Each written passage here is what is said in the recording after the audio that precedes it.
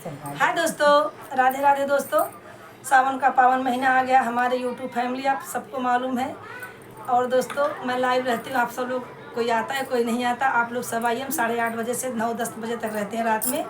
दोस्तों आप लोग का इंतज़ार करते हैं। और एक बहुत ही अच्छा भोले बाबा का भजन लाई हूँ, आप लोग को जैसा लगे कमेंट करिएगा।